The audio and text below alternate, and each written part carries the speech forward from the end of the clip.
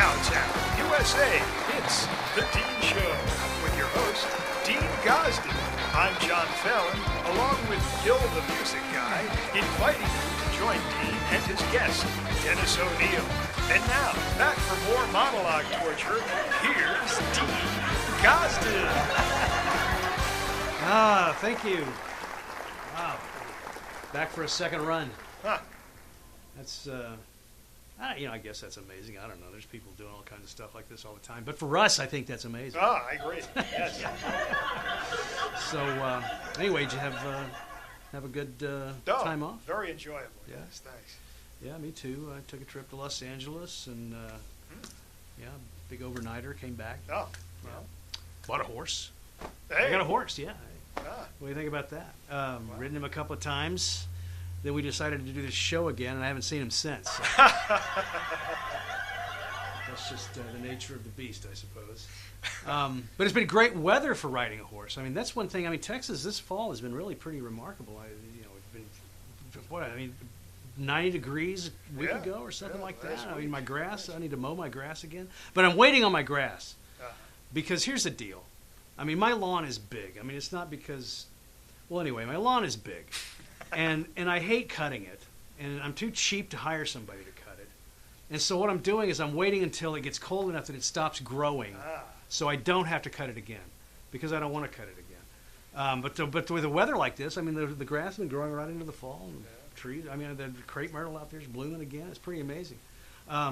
Hopefully, though, the way the Texas weather works is that today it'll be 70, and maybe tomorrow it'll be 30. Right. We have kind of a bipolar. Is it bipolar? Well, you can call it that, sure. Why not? Yeah. Bipolar weather pattern around here. But anyway, I guess the big news of the day is that the Giants won the World Series. I guess I read that they're starting to say that the Giants have a dynasty. I don't know what constitutes a dynasty. I know that Dallas used to have a dynasty, and for a while, we thought that maybe was going to like restart again because they were on a roll there. Right. Yeah, they won, and then the Redskins beat them, I think, Sunday, and that's too bad because all that did was put the Redskins controversy back on the front page. Yes. And the only thing about that, and they interviewed a bunch of Indians, and they were saying, so how do you feel about that? And most of the Indians were going, and they had one guy, this one Indian, and it had the name of the Indian, the guy, like David, whatever, and underneath that it had his tribe, and they said, well, how do you feel about that? And he's standing in front of I guess he's from some small town in Oklahoma. He was standing in front of a movie theater that had Redskin Cinema, and he was going, just is what it is, I don't know. But I got to thinking about that.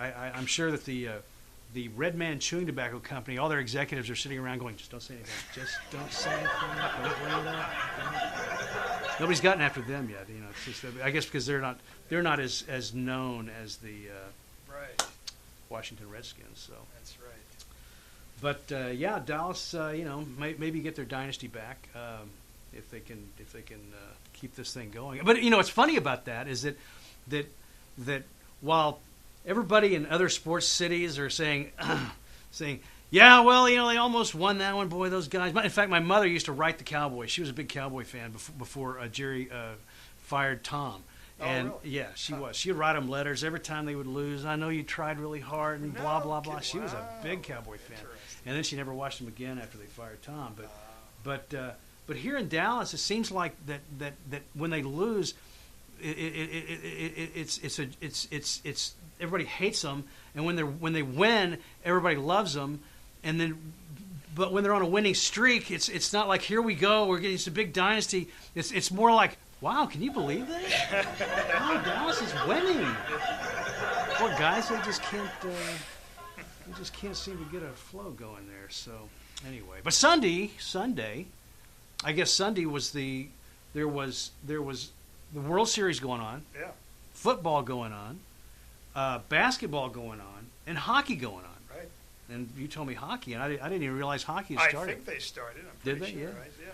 Well, that's four professional sports all on the same day. I don't know how the sports. What do you do in a sports bar? You got TVs here, TVs there, TVs there. There's people cheering over here. They're booing over here. Who knows? But I played football, a little baseball, but I never, and I played hockey on roller skates back when I was a kid. But it was just a free for all. I mean, it was just it's just banging around, all this kind of stuff. And I had friends back on the East Coast. Back on the East Coast is a big hockey thing. Right? Yeah, because you're from New Jersey. Yeah, it's a big hockey thing back there. And when I started going back to the East Coast, I mean, we wouldn't go out until after the hockey game was over. And I had to start watching hockey with these friends of mine, and I didn't understand. I mean, suddenly they would get called for an offsides. Yeah. And I'm like, how do you figure that? Nobody threw a flag.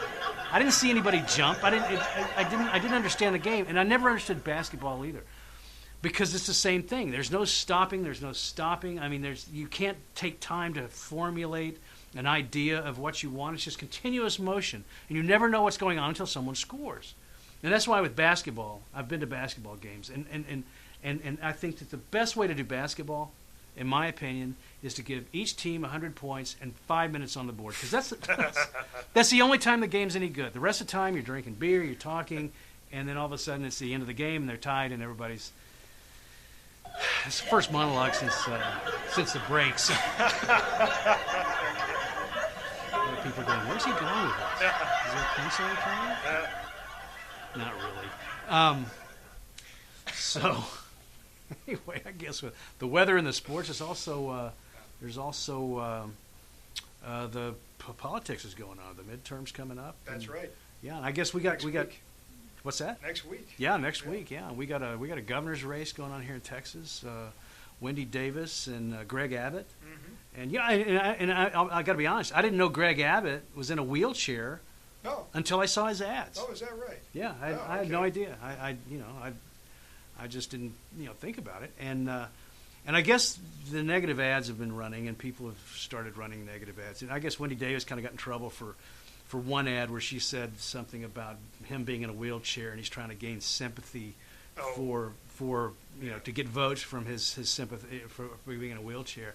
And I didn't see it that way at all. I mean, the only thing I thought about was how many tax dollars it was going to take to retrofit the governor's mansion, the Capitol building, to be wheelchair accessible. Yeah, that was a long way for that one. Boy, it looked better on paper.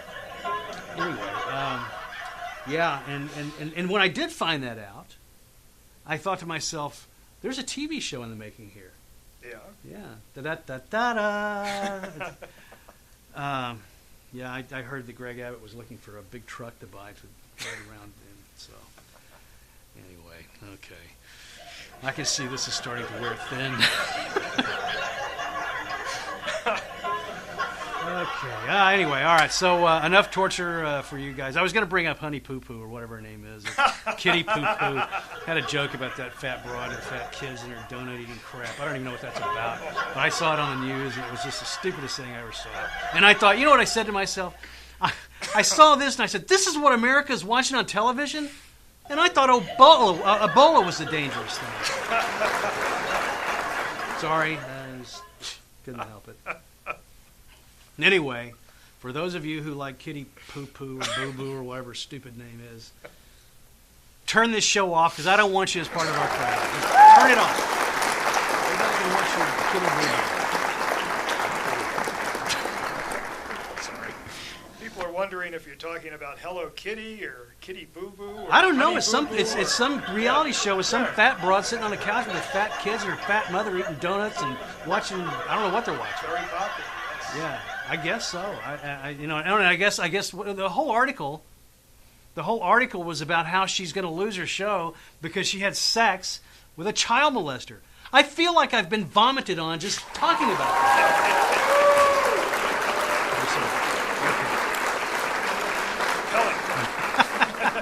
Ain't it though? All right. Well, so much for our first monologue, tirade, whatever you want to call it. So. Anyway, yeah, we got a great show coming up. Thanks for coming back for our next season, our second season, or whatever season this is. Our guest is Dennis O'Neill. Very interesting character, very interesting man. And he's done it all, Dean. Yes, he has. He certainly has. And we'll be back with Dennis right after this.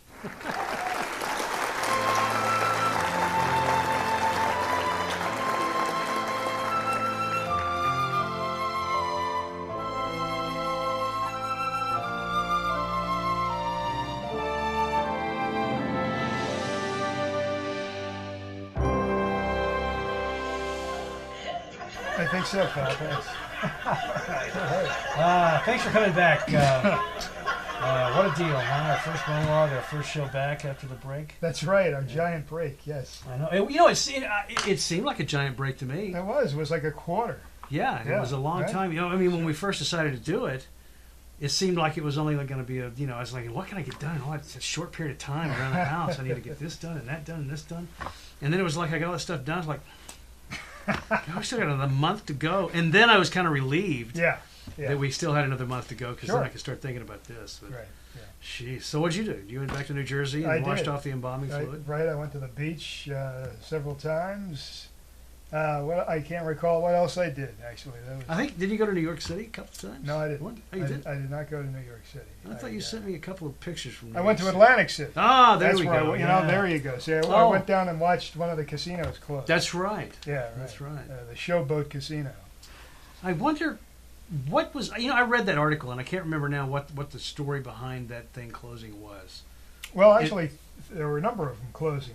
And Virginia had a bunch of Indian casinos? Just before I left, the Revel closed, which was the new one, which they spent billions of dollars to open. Right. And then one of the Trump ones closed right after I left. Yeah.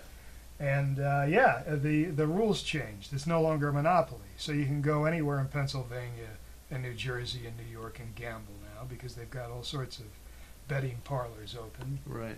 It used to be that if you wanted to gamble on the East Coast, there was one place to go. Atlantic City. Yeah. Right. And everybody would go there. So now it's a different story.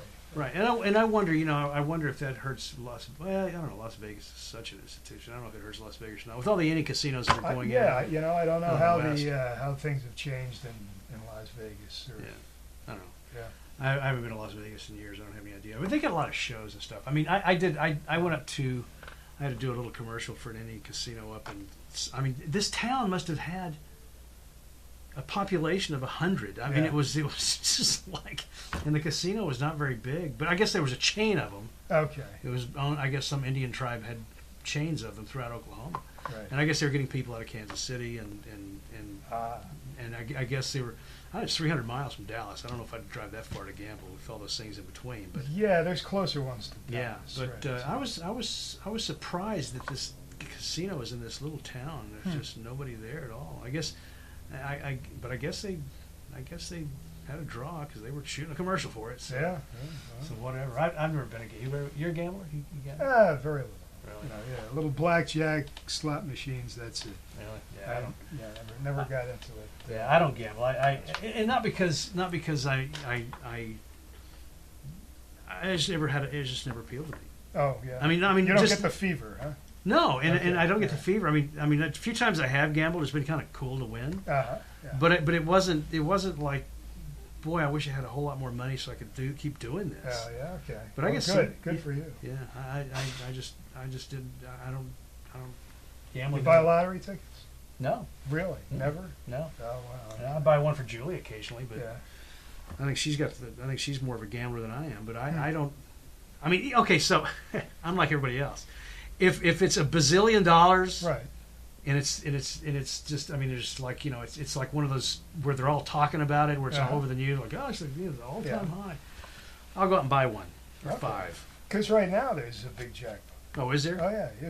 When you drive around here, they've got billboards up now. Yeah. Where they have the jackpots, and so you can see when they're getting high.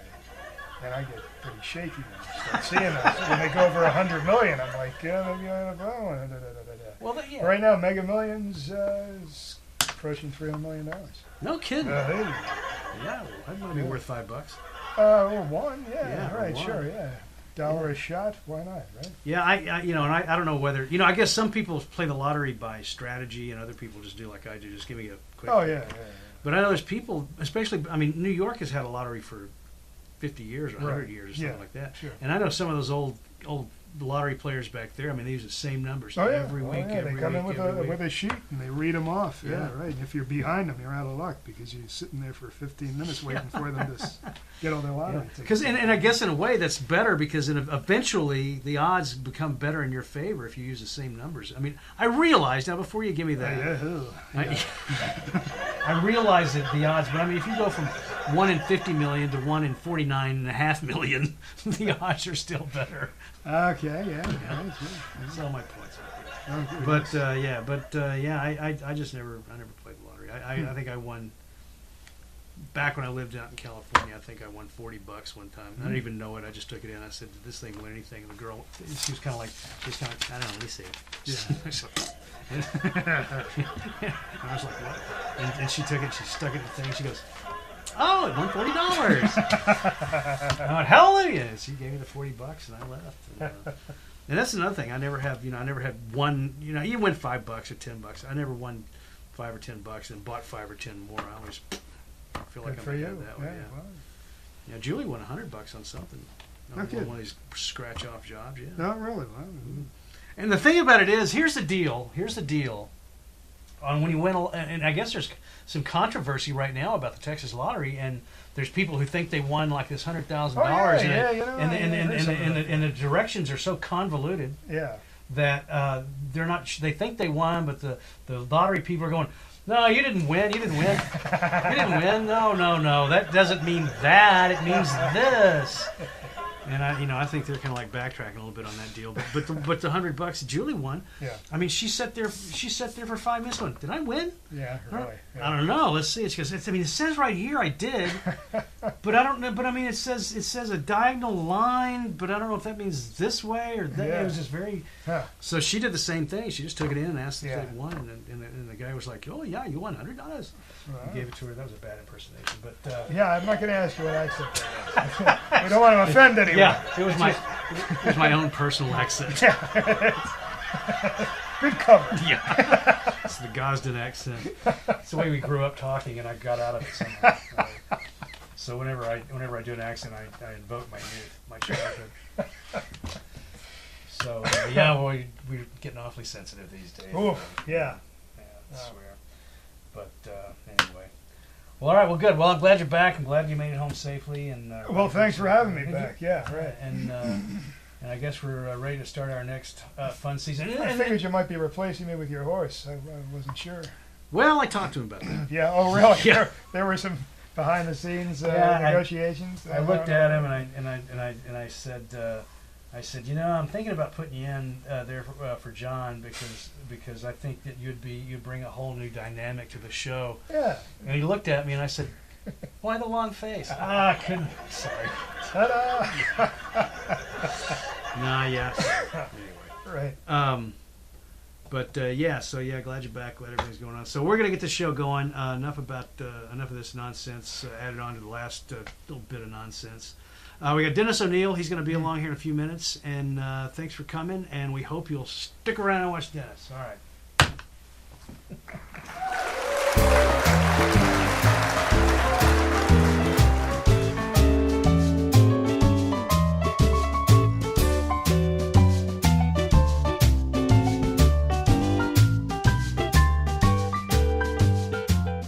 All right. Thanks for coming back. My first guest of our first show. We're happy to have a guy who is, an actor, producer, writer, dancer, impersonator. Dennis just about does everything. Please welcome Dennis O'Neill.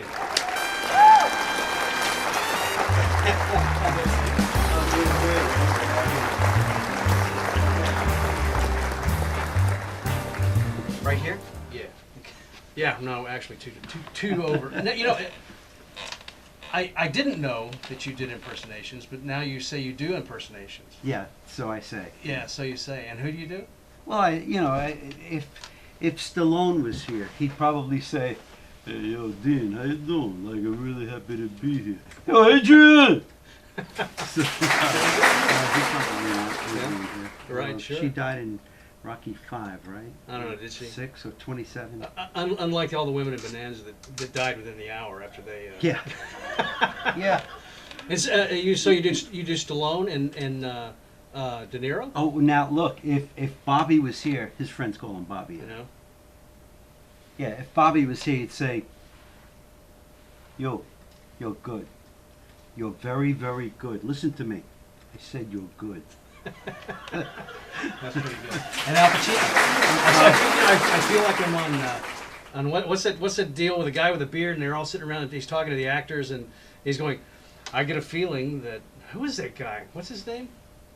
Actors Studio? Oh, yeah. James Lipton. Yeah, James Lipton, where he's sitting around going, he's going, something tells me that Al Pacino is in the room. How did you know that? Let me see those cards. Oh, you don't have cards. No. Well, Pacino's sick, so he sent Joe Pesci. Right. And, let's say I told you a joke and you laughed, okay? Or I told you a story. That was funny. Like there were two blondes, one on each side of the river. One yelled out, "Hey, how do I get to the other side?" The other yelled back, "You are on the other side." What? What do I make you laugh? What am I, funny? Huh? Do I amuse you? Am I a clown? No, how do I make you laugh? You said... That's funny. I used to do Jimmy Stewart, which is I don't know if I can do it anymore. I mean, I tell people, you got to close your eyes, because if you look at me and I'm doing Jimmy Stewart, there's just no resemblance. But I used to do. Well, what do you say that if you're gonna do Joe Pesci? I mean, you gotta. What do I make you laugh? Huh? Mary! Dueling Jimmy Stewart's going on. So tell us about Bailout. That's a web series that you're doing. Bailout? Out on bail. What is it? I'm not out on bail. It's funny you say that. Well, the first time when you were supposed to be on, you had some problems come up, and in a monologue, I said, Dennis has got a bailout problem. He told me later, or we corrected it later. We said, it's a show he's doing. It's not that he's in jail and he's having a hard time. Yeah, and people ask me. I have a bailout T-shirt, which I should have worn today. It says bailout, and somebody said to me, "Are you a bail bondsman?" I said, No, I'm an actor. But it gives me. It's almost like. You want to lose weight? Ask me how. Right. So when I wear bailout, people always ask me, "What is bailout?" So I get to tell them. It's a TV series that I wrote, and right now it's a web series. It's on the web, so you can go to bailouttv.com. I'll say it slow. Bailout, one word, TV. That's all a part of that one word. .com. Bailouttv.com. And I wrote it because part of me was tired of auditioning for people that they're sitting there, and Wow. they haven't been on this earth anywhere near the time that you have, Right. and they're going, and I'm going, what am I doing here? He has no idea what he's looking for. And so I wrote this to create work for myself and my friends. Yeah. And it's about a New York City detective who has a run-in with the mob in New York, and his uncle's been trying to get him to come to Fort Worth to help him with his failing bail bonds business anyway. So after the run-in with the mob wants to whack him, that's kill him. So he figures this is a good time to go to Fort Worth. So he comes to Fort Worth, and the mob follows him. So it's everything that New Yorkers and people in Fort Worth, Texans, go Right. through, and it's a very funny show. Cool. Well, we got a trailer we'll look at here in a few minutes. So I know Burton Gilliam is in it. Burton Gilliam. He plays your uncle, I guess. No. Burton Gilliam is friends with my uncle. Oh, okay. He's the that's right. he's the private detective who's going to get Jimmy, my character, licensed as a PI.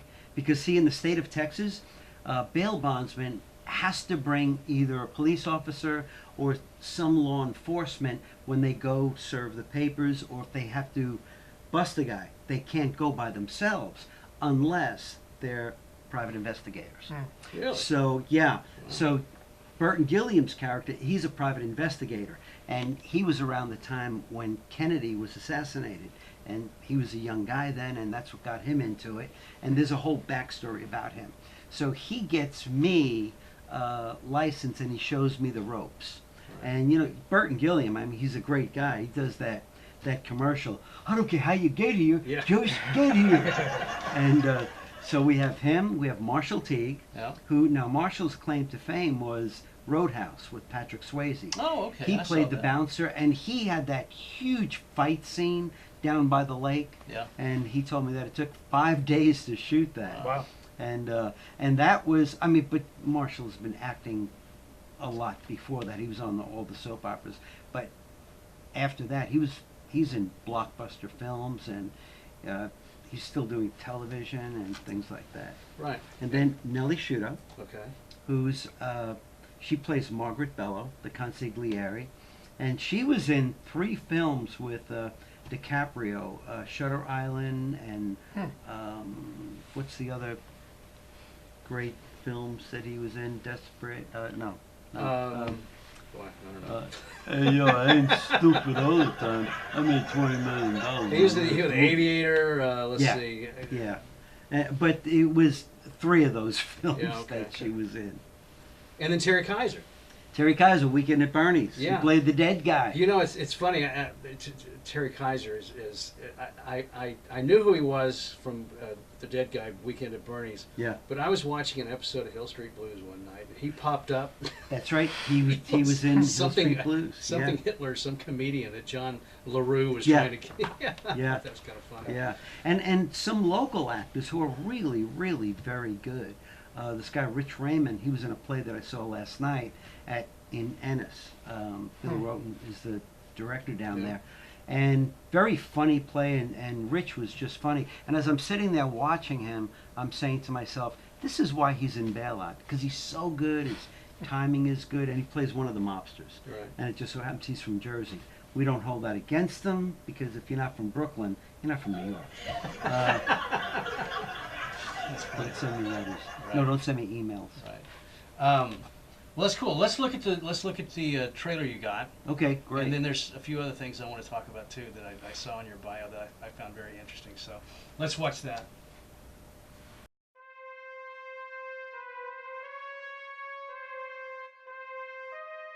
What can I do for you? Do you mind if I smoke? No, there's no smoking in here. Now take your hat off. It shows the sign of respect. Sorry.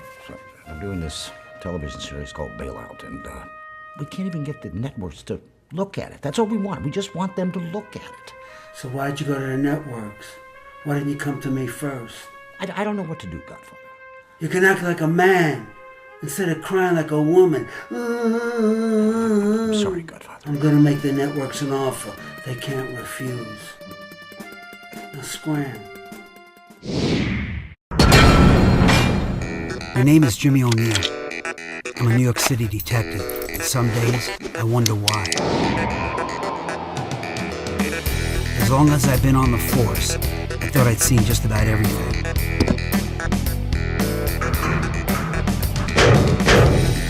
Men wearing pantyhose, dumb wise guys. Yeah, I know who I hit. New York City councilman, and by the way, he's tied to the mob. I want this guy dead. My uncle needed me to take over his bail bonds business in Fort Worth, Texas. How y'all doing? Me? What? I just had to show my NYPD partner, Marty, how things were done in the Lone Star State. I'm in Texas, going to see a guy by the name of Bubba.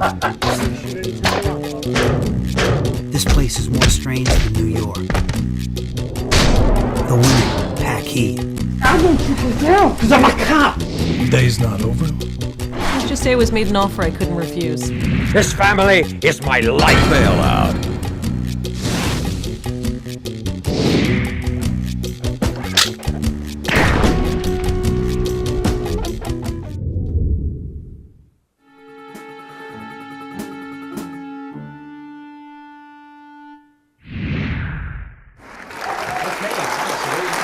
So that's kind of got a Godfather twist, and then how does that fit? Is that just kind of to underscore the mafia connection to it, or is that just something you thought would be fun? Yeah, it's really, I thought it would be fun. I mean, it does connect with the mafia and things. Right. But since I do these impersonations, one of my producers said, you've got to use everything. You've got to use your acting, your singing, your dancing. Right. Use everything.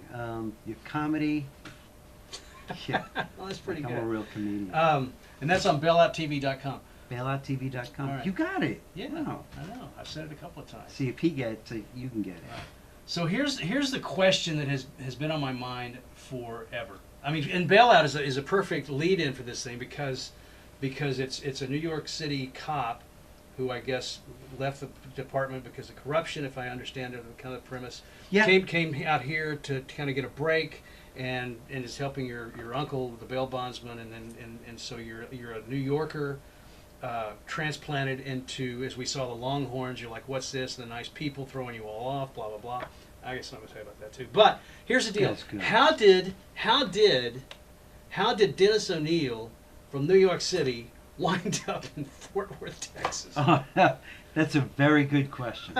I was a motivational speaker, and I was speaking all over the country. So I was speaking in prisons, in schools, in churches, and just speaking literally, I'm not going to say all over the world, but I was speaking a lot in Europe, and aside from the United States, I was doing a lot of traveling. And this one trip I had, it was from New York to LA. And coming back, it was in January, coming back a total of 17 and a half hours traveling and waiting, and planes getting deferred to Chicago, and then waiting in Chicago. And then from LaGuardia, I mean, that's it all took we us... have to worry about these days. Oh, man. Go ahead. So I just said, there's got to be a better way of doing this. And I came to Texas. I came to Fort Worth, about 6 times in 1 year. And I wasn't wild about Texas because in New York, at 2 a.m., you walk out of your apartment, I mean, lights, people, everything is going on. And so I really wasn't that wild about Texas, but there was something about it that I liked. And also, either way, 3 to 4 hours, I'm on either coast. So it was easy to travel from. And I thought, let me try it for a year. I came here for a year, and that year turned into 22 years. Wow. So I'm still trying it. Still trying it. Yeah. Well, it was it was just an interesting concept that bailout's what it is, and then you all kind of have lived that Yeah. to a certain degree. Well, Jimmy O'Neil, my character, Jimmy O'Neil, is my brother, Jimmy O'Neil. Oh, really? Who passed Okay. away 5 years ago. Ah. And I always looked up to my brother, and I thought, what better way to, to pay him his dues and Sure. honor, but to name my character Jimmy O'Neil. Right. And somebody said, yeah, but won't people get confused? And I said, confused. Dennis O'Neil, Jimmy O'Neil? What's confusing Right. about that? Seinfeld? Yeah. Hello? And so I love Lucy. I put, yeah, I love Lucy. So I put a lot of the personality of my character into my character from my brother. Wow, it's interesting. Yeah. Very interesting. So the other thing I have to, how in all this time did you're a dance instructor.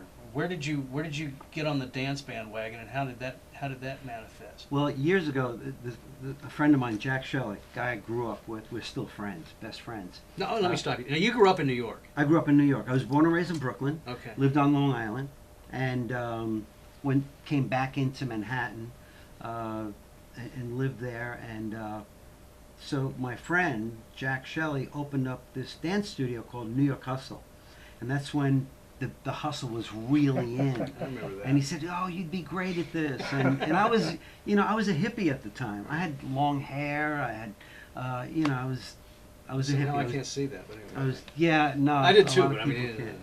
Yeah. And I was doing hippie things.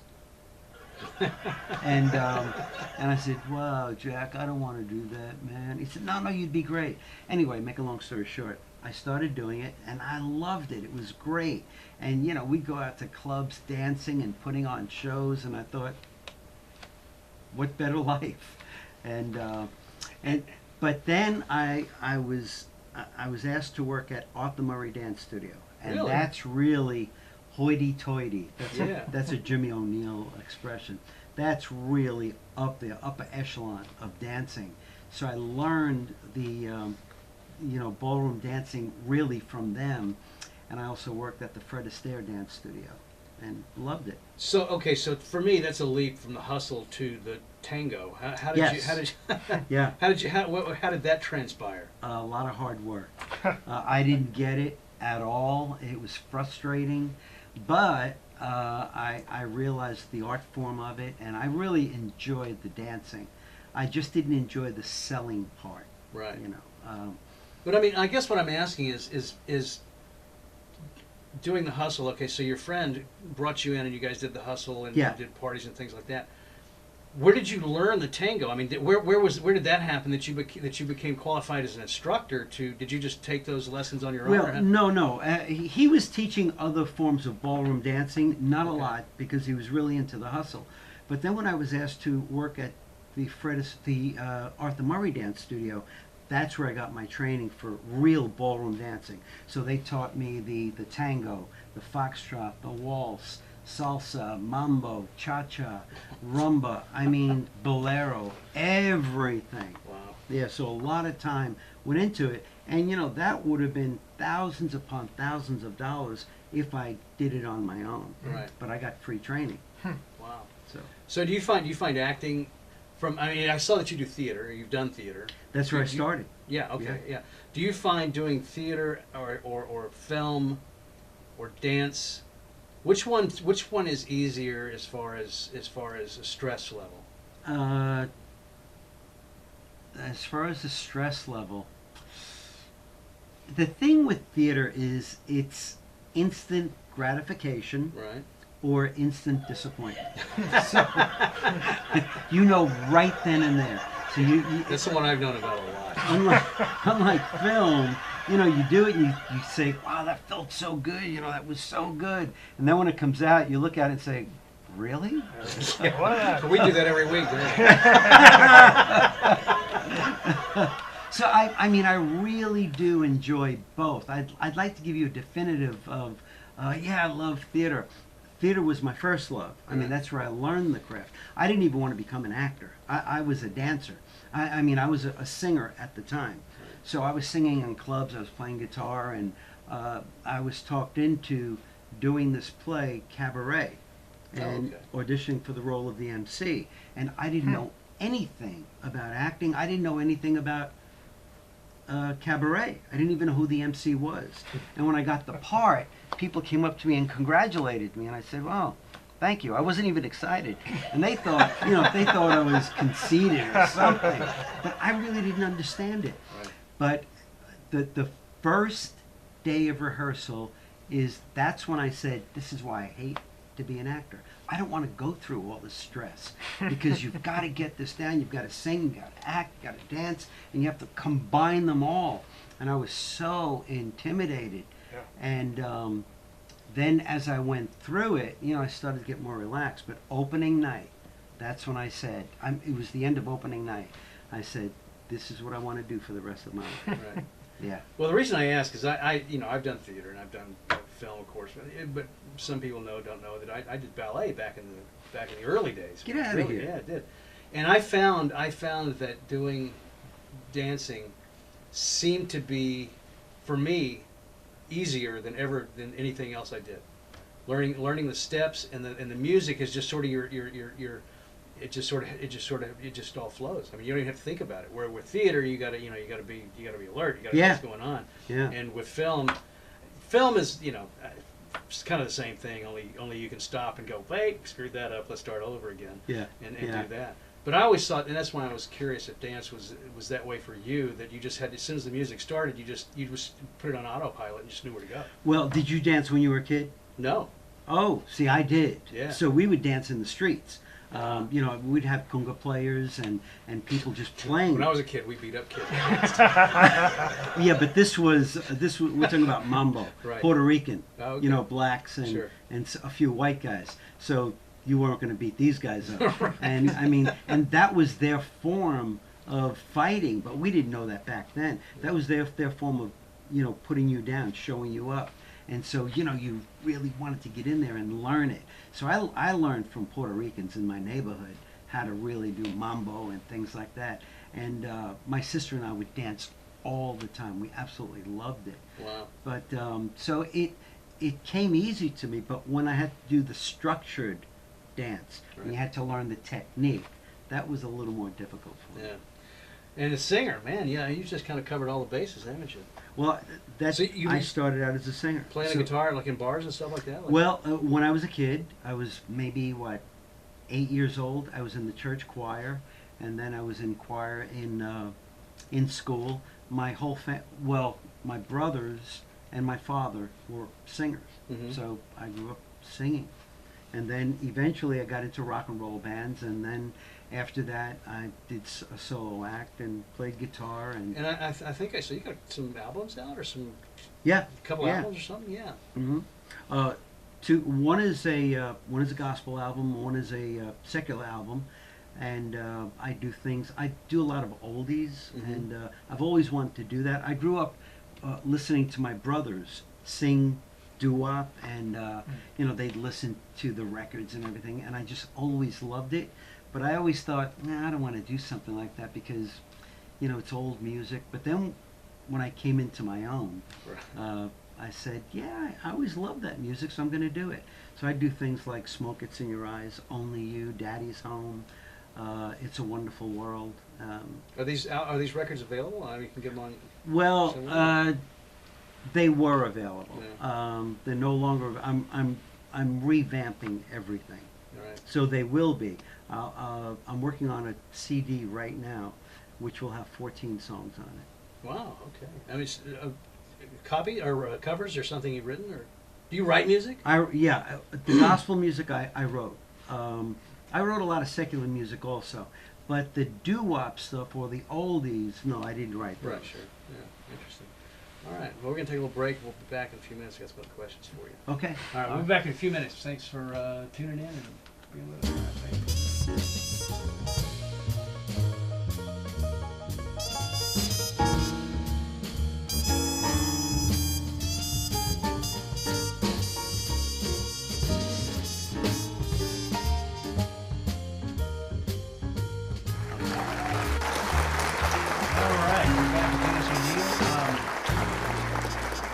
So you're, besides dancing and singing and acting, and you also got some books out that you've written? How does he know all that? Well, during the commercial break. Man, you did your research. Yeah. Yeah, I have one book out that's been published already. That's in a couple of libraries also. Oh, really? But my new book is it's called Living in the Moment. And it's a daily inspirational book. Okay, you got an acting book, and this is okay. Go ahead. I'm sorry. Yeah, that one it's a daily book, inspirational book, and I really wrote it for me. And then I just started putting it on Facebook, and people were really getting inspired by it. So it's coming out, hopefully, either the end of this year or the beginning of next year, 2015. But what I do is in that book I'll take the name of a film and I'll give a brief synopsis of the film, what it's about. Like let's say the movie On the Waterfront, starring Marlon Brando and Rod Steiger. It's about a guy who had to make a decision of whether he's going to rat on the mob or not, and get his life together and get the past behind him and start a new life. So that's basically what it's about. And then my paragraph is just that, about starting your new life. Don't wait till tomorrow, do it right now. And so I take the names of the films, give a synopsis, and then give a paragraph on something inspirational. Yeah, sort of a what you can do in your life based on what has happened in film. Yeah. Kind of a thing. So so they have something to. Okay, yeah, I get it. Yeah. So I've read some of those. I have. I've read some of those. It's on my It's on my Facebook every Sunday morning, actually. Is that right? So it's it's just a bit of inspiration. Now your other book is called Acting Without Boundaries. No, that's my acting class. Okay. But the book is Acting is Believing. Oh, that's right. Okay, sure. And a friend of mine asked me, because I used to have on my emails at the bottom of my name, Acting is Believing. And he said, well, what does that mean? And I said, well, it means a lot of things. It means believing in yourself, believing in what you're doing, believing in a higher power, believing in why you're here. It's just acting is believing. So you never go into a scene not believing that you're not the character, not Right. believing that, you know, it's it's like, you know, when we say acting is reacting. Mm-hmm. Well, acting is reacting, but reacting is listening. So you always have to be in that moment, Right. and that's how you believe it. Right. Yeah, I think that's part of the reason why I've always liked theater, because of the rehearsal process. It gives you that opportunity to Yeah. reach that point unfettered by all the other things that are going on around you, that you can actually become that character. And if something happens out of the ordinary, like I tip this microphone over and it falls in your lap, well, you can pick it up and put it back on the table as whoever your character is, not as Dennis O'Neill because, oh, the microphone fell off. Exactly. Yeah. Yeah.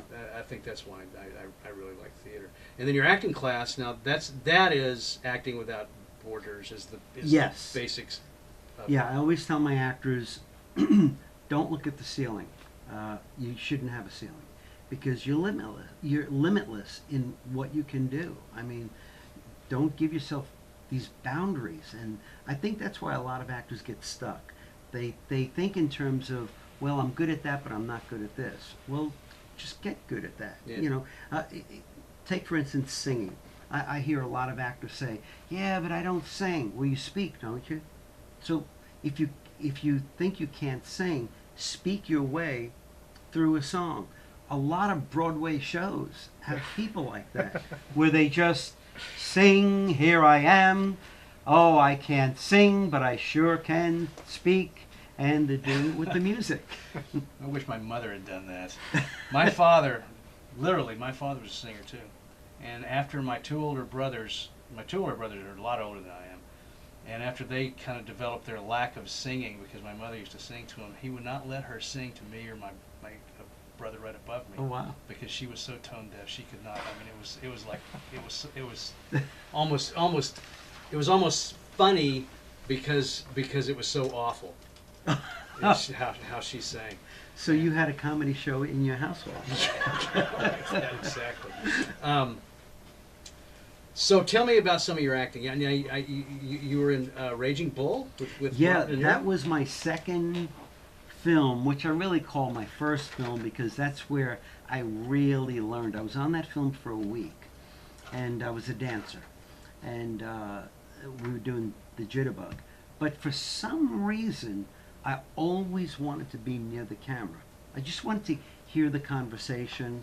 I wanted to hear the dialogue back and forth between the director and the DP and the sound guy. I wanted to hear how things went on, how it transpired, how it built. And never thinking that I would someday be a director, producer, writer myself with Bailout. So I was always intrigued by that. And that was a great experience. I have a good story about Robert De Niro. We worked a 15-hour day, and this was in July in Manhattan. And I mean, when I took my shirt off, I literally wrung it out. It was what a day that was. Humid up there, isn't it? Yeah, very. Yeah.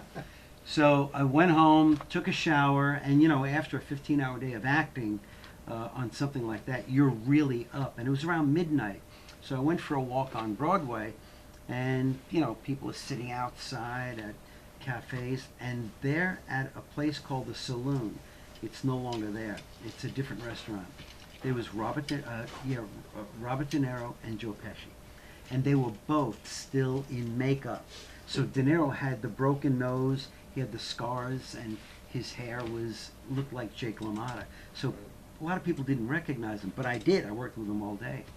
So I thought, take a risk. Right. I went over to him, and I looked around, and I knelt down. I said, Bobby, listen, I'm not going to let anybody know who you are, but my name's Dennis O'Neill, and I'm working on Raging Bull, and I'm a dancer, but I'd like one line, just one line. I said, it would just do so much for my career. And I said, come on, you were there once before. And he's looking at me like this. And I said, so do you think you can help me out? And I said, I don't mean to bother you, and I'm going to leave. And he's looking at me like this. He said, I know what you need. Don't worry, I know what you need. And I'm thinking, wow, this is great. And I left and I said, yes, he knows what I need. He was thinking, you need a good beating. That's what he was thinking. But I never got a line. Never got a line. That's that's great that you took that risk, though, man. A lot of people would have done that. Wow, that's pretty impressive. Well, I used to watch the soap opera General Hospital, but I was pretty inebriated every afternoon when I would watch it. And I'm sitting there going, wow, man, look at this. They had this guy on. This is what got me into it, because I'm into boxing. And they had these two actors who were boxers. And I thought, this is terrible choreography. And I could do a much better job because I know how to box. So I wrote to the producer and I said, I'd like to come in audition as a boxer. And I didn't hear anything from her. So what I did was I went to the 63rd Street YMCA, and I took boxing classes. I trained for a year. I was in the gym 7 days a week, which was ridiculous. Nobody trains 7 days a week unless you don't know what you're doing. Right. But I got down to something like 120-something pounds, and I was ripped though. But you don't work out 7 days a week. And so what I did was I would go to restaurants like McDonald's and other places that had a lot of people, and I'd go in my boxing gear and I'd have my jump rope, and I'd go and I'd say, ladies and gentlemen, can I have your attention please? And I'd be jumping rope and I'd say, my name is Dennis O'Neill and I'm auditioning for General Hospital, but I have a petition that I want you to sign telling the producer that you want me on the show. And I got 3,000 names. Is that right? And I was in Pennsylvania at this McDonald's, and these 4 construction workers, I brought my petition over. I said, would you guys sign this? They said, yeah, we'll sign it. So they signed it, and they said, why don't you go over to Larry Holmes' house? He lives around the corner. Now, Larry Holmes was the heavyweight champion of the world at the time. And I said, what's his address? They gave me his address. So I drive in my little Volkswagen, my hippie Volkswagen, drive over to his house. I pull up into his driveway. His gate was open. Guess who's out in his driveway? Larry Holmes. No kidding. He had about 7 bodyguards with him. They're just talking. So he looks over and he says to one of his bodyguards, go check this guy out. Yeah. So the guy came over and said, can I help you? And I said, well, my name's Dennis O'Neill. I'm a boxer. I'm an actor who's auditioning as a boxer on General Hospital. And I just wanted Larry to sign this. And he said, wait here, man. So he goes over and Larry looks at it, and the guy comes back and says, Larry can't sign this. And I said, come on, man. And I get out of my car. I mean, I was real. I don't think I had a brain. I really don't. I get out of my car, and I'm looking up at this guy. I said, come on, man, I'm just an actor. And so Larry Holmes comes over. He said, look, man, I can't put my name to nothing. I can't do this. So I started to dance around like Muhammad Ali, and I threw some jabs. I said, come on, Larry, let me show you what I got. And he's looking at me, and I'm this little guy compared to him.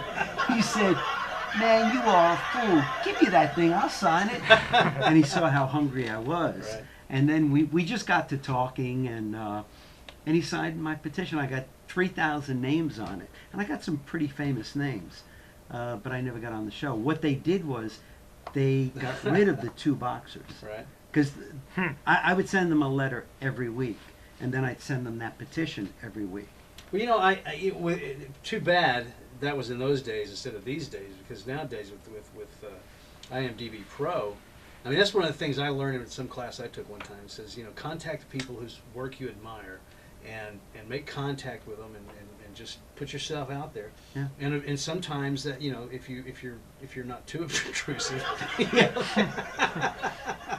they'll get back to you, and and you form a relationship. And that if IMDb had been around then, no telling where you'd be today. Yeah, you're That's right. crazy. Yeah. Yeah. Wow. Yeah, because I sent, well, no, I don't know, 5 years ago or whatever it was. I sent a letter to Frank Darabont because I always liked his stuff, and you know, I had no headshot or anything like that. I just sent him a letter saying, you know, I like your stuff. I'd like to be in your next. I saw on IMDb Pro that he was going to be doing Fahrenheit 451 or 952 or whatever. Yeah. And so I said, you know, I think I would like to, you know, be one of the smaller roles if you ever mind, you know. I've always liked your work, blah blah blah. Didn't hear anything. Then I sent another. I read the book. Then I sent another one. And I said, yeah. Now that I read the book, you know, I realize that some of these other roles are going to be, you know, earmarked for A-listers. But I said, you know, I could probably do some of these smaller roles, and I'd really like your work. Anyway, his assistant sent me an email and said, you know, we appreciate your interest, and right now Frank's just doing some writing. We're not ready for production on that. Your best approach is to go through your agent. Yeah. This, that, and the other. But at least they responded back. Yeah. It wasn't like, you know, Surprising. they didn't just, like, you know, ignore me or have the cops come knock on my door for some sort of stalker thing. So Well, that kind of you know, works. when I was doing all of that, I learned very early on in my career that you just have to like you said, put yourself out there. Yeah. Try to be in the right place at the right time. You never know what's going to happen. I remember there was a call for Robin Williams stand-in, just a stand-in. Yeah. And I went to that call, and I figured this guy, you know how many thousands of actors are going to be there to be Robin Williams stand-in? And I mean, the work was, you know, 3 to 4 months at a time, Right. on one film, and you make a ton of money, and plus it's full time. And so I went to the casting agent's office. Nobody was there except me. I was the only one. Really? Wow. Yeah, and I'm thinking, wow, Yeah. where is everybody? Did they not hear about this? Huh. So I walked in, and she said, "Can I help you?" I said, "Well, I'm here for the stand-in for Robin Williams." And she said, "Oh, what's your name?" And I said, "Well, Nano. My name's Dennis O'Neill."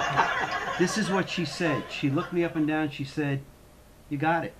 Is that right? Yep. Wow, that's crazy. And so I was his stand-in on a movie called The Survivors. Mhm. And during lunch, we were up in Vermont. And during lunch, they couldn't get his stunt double to come in, to fly in. And so they came up to me and said, "Have you ever done stunts?" And I said, "Stunts? Of course." Yeah. I said, "Really?" I said, "Yeah. What stunts? Hey, How many you want to know about Yeah. it?" So do you think you can fall through a... No, they didn't even tell me what it was. They said, can you do falls and things? I said, "Yeah, absolutely." And so they said, "All right, tomorrow morning we have the stunt ready." And so I get there, it was on a frozen lake, and there was a 42-inch hole in the lake, and I went... So you said stunt. I thought you said stump. I can do stumps. Yeah, I can be a stump. Like and so I didn't show any fear. Just went over to the stunt coordinator, and I said, "So what do you want me to do, and how do you want me to do it?" Because I didn't know how to do this. Right, sure. So he said, "Well, you know how to fall into a lake." I said, No, but how do you want me to do it?" So he told me exactly what to do, and I did it, and I fell through the lake. And they had skin divers, and you know, there were guys under the water just in case, you know, you Flow out. Flow out, yeah. And man, that felt so good. And the thing is, you get a SAG regular day player rate, plus you get at the time you got 150 for every stunt that you did. So the DP said, "So how did that feel?" I said, "Well, it was all right. Let's do it again," because I knew that was another $150. Look at you. And then I was his stunt double on that, and we got to be, I'm not going to say we were close friends, maybe we were close acquaintances, Yeah. but we had this relationship that he trusted me. Then he asked me to be on Moscow on the Hudson, and I came back and did that. And funny story, he said to me, "Call the casting director in a month, and because we're going to start shooting in a month." So I called her, and she said, "Who's this?" I said, "Dennis O'Neill." She said, "We already got somebody." I said, "Well, Robin is the one that told me to call you. So, well, Robin's in Germany right now. They're shooting scenes in Germany, and we already got somebody. I said, well, could you at least talk to him? And so a week went by. I called her back. She said, look, Dennis, we already got somebody. And I said, well, look, I'm going to call you again. Just ask Robin. A week later, I get a call, and the woman said, hello, Mr. O'Neill? She said, can you start next week? And I said, let me look at my schedule. Yes, I can. That's funny. Out of that whole story, the only thing that really sticks out to me was you fell through the ice, I guess. Yes. And you said it felt great? Yeah. Well, they put this wetsuit on me, and Oh, and then clothes over that or something? Yeah, and then 5 okay. layers of clothes. Okay. So, and you're very buoyant with that suit on, and plus they had a rope, so it was exciting. That's what felt great about it. It was so exciting. Freezing water would not feel very good to me. But I the only thing that really felt it was my face. Yeah. Because everything else was covered up. Oh, yeah. Interesting. Yeah. So what else have you done? I read your bio. The Raging Bull. You've done you did soap operas? Yeah, all the soap operas in New York, maybe except the exception of one. Yeah. And then there was one that was called Texas, and I played an oil tycoon. Really? Yeah, because I owned a white suit. It was an off-color white suit, and I had a cowboy hat. Okay. And I was a day player, so I had lines and everything. And I'd say something like this about y'all. How y'all doing? And I got it. That's in Bailout. Some of those New York scenes, you actually went back and shot those in New York. No. They were in Fort Worth. Is that right? I really did location scouting. No kidding. And found places that looked like parts of New York. Somebody said to me, that alleyway that you shoot when you have that fight scene with the mobster, that was in Soho, right? Manhattan. Yeah. I said, no, that was in Soho in Fort Worth. It's an alley behind Jake's Burgers. Really? I just went in and I said, we're looking for this New York scene. Instead of us going through all the red tape of trying to, get permits, could we use your property? And the thing is, if you use the property in a specific town, you don't need a permit. Really? Because you're on their property. Yeah. So the guy said, yeah, absolutely. So we shot there. That's what that is what is so interesting about Los Angeles to me, is that even guys that are shooting with a old RCA VHS camcorder out on the street with two guys talking, and a cop rolls by and they check and you don't have a permit. It's it's like $600 a day per location to shoot in Los Angeles. Whoa. For everybody. I mean, when I think when we were shooting by the Sword years ago, we were down here at a park one night, and I talked to the lady in Fort Worth, and she goes, "Oh yeah, it's $100. Just send it when you want, and just have her, just go for it." And we were shooting out behind Main Street Theater one night, and this is the difference: is when you shoot in Los Angeles, I was shooting a little web series out there, and this cop, we could see him coming down the street. And it was like, okay, put the camera away, everybody, we're just kind of, da-da-dee-da-da. And then he went by and we pulled it all back out. And one night we were shooting something out front, and we were in such a hurry because we couldn't tell what the cars were that were coming down the street. So we were in such a hurry that it was okay, but it wasn't as good as it could have been if we hadn't have been in a hurry, because we were so afraid of the police and this permit thing.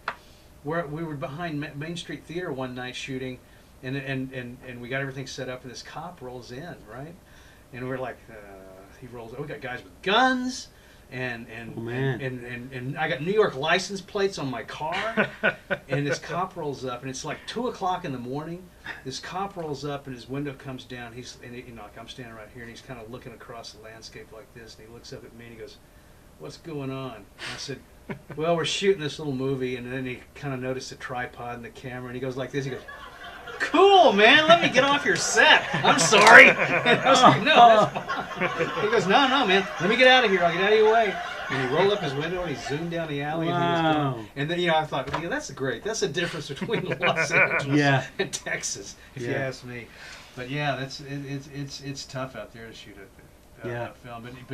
But you don't have to have a permit if you're on somebody's private property. Yeah, if you're on somebody's private property, you don't have to have a permit, and you can shoot all you want. Fort Worth has great landscape. Not that we're not going to get permits. We will, because there are certain places that we do want to shoot on the street. And I want to support Fort Worth as well. So we will do.